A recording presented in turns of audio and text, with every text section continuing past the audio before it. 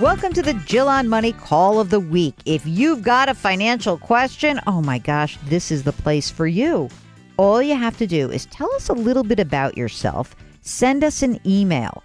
Ask Jill at JillOnMoney.com. Ask Jill at JillOnMoney.com. Okay, now, who is on the line today? We have Matt, who is calling from Maryland. Hello, Matt. What can I do for you? Hi. Thank you so much for taking my call. Of course. I am a teacher in Maryland, and Maryland has a teacher's pension system. Mm-hmm. And I have been teaching for 7 years, and I'm planning to leave the district and the profession at the end of this year. No! What about my pension? I'm sorry. I know. You're blowing out. You're done. Right. Okay. Well, yeah, for several reasons. I'm really proud of the work I've done, but it's time for a change. And about a month before I was hired, they changed the vestment period from 10 years to 5, so I won't be vested when I leave. So I'm wondering, what to do with that chunk of change. So there's money that you put in, but you don't get the money that they put in. Is that correct? Right. Okay. We put in about 7% of our pay, and that's the money. Those are my contributions that I'll have access to. And how much is that?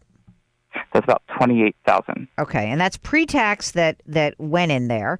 And what are you doing going forward? Like, what's your new career job? Will you be making more money after being a teacher? What?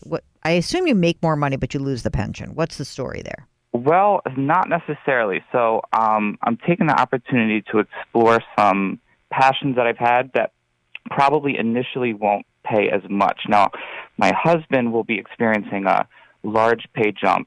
I love that husband of yours. He sounds gorgeous. Yeah, but he is.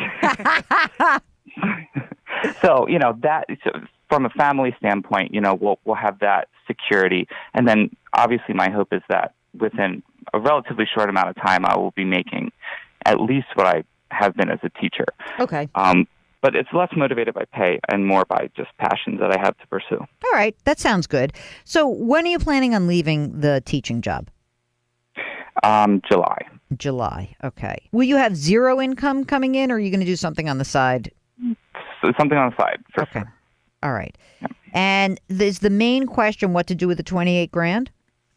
Right, because I have a Roth IRA that I could roll it into, and then I would pay, I guess, income tax on that amount. Yes. Because Roth is after tax.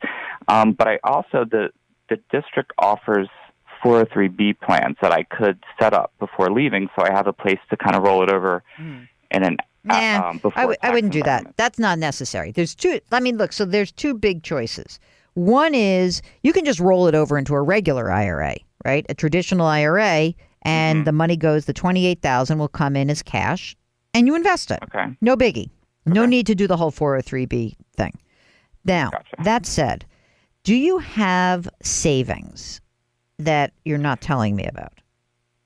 Well, so not much. I sort of had some wilderness years in my 20s and had seasonal work as an outdoor facilitator. And I kind of just recently got my financial house in order a few years ago, so I have some savings. But just to give you an idea, so we together, my husband and I have an emergency fund that we're currently building. It's at about $15,000 right now. We have short-term savings that sort of flows in and out. Right now it's at about $6,000. And then, in my Roth IRA, I have about $15,000 there as well, and I put in $500 a month. Okay. So, I wouldn't want you to drain your emergency reserve fund to make the Roth IRA contribution. There's two things here. One is you guys are married filing jointly for tax purposes?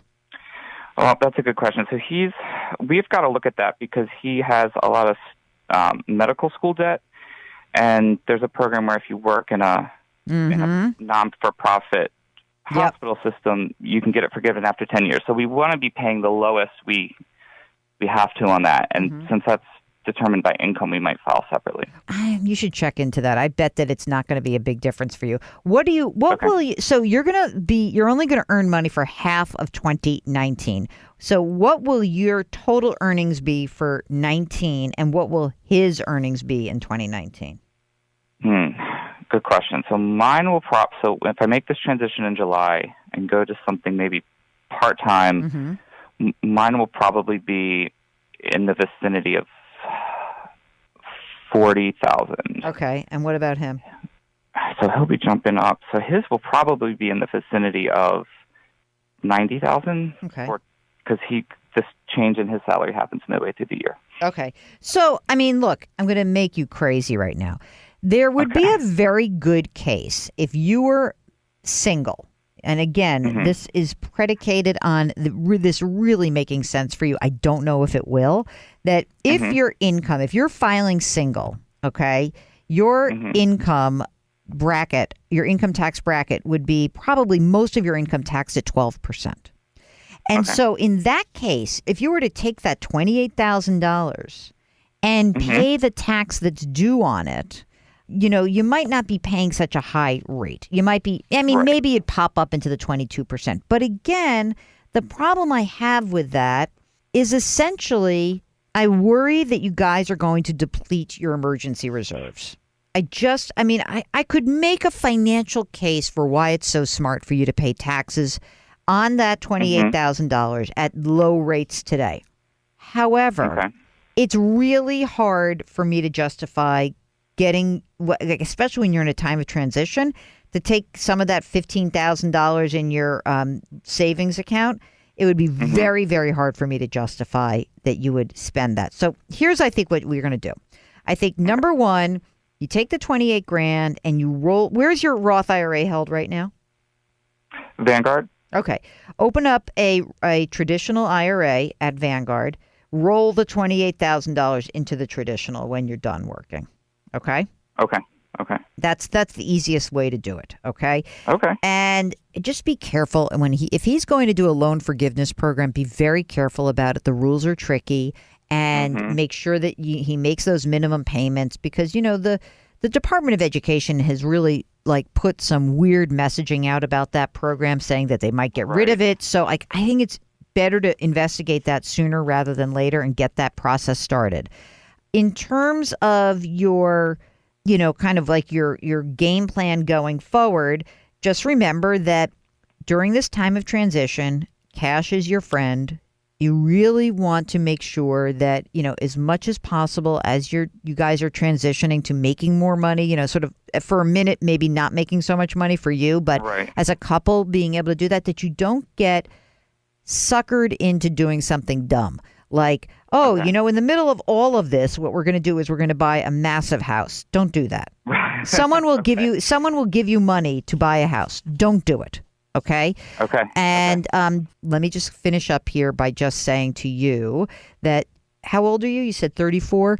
You know what? 34. You're still young. You've got money saved. Make this transition. Don't let it go on forever. Don't plow through all of your savings to do this. Find yourself, then find a job. And make sure that you don't make any huge decisions while you're in transition. Okay. Make sense? Yeah, it does. Great advice. Thank you. Okay, my pleasure. Breathe deep and let me know if there's anything else we can do for you. Will do, Jill. Thank you so much. Take care. Bye-bye.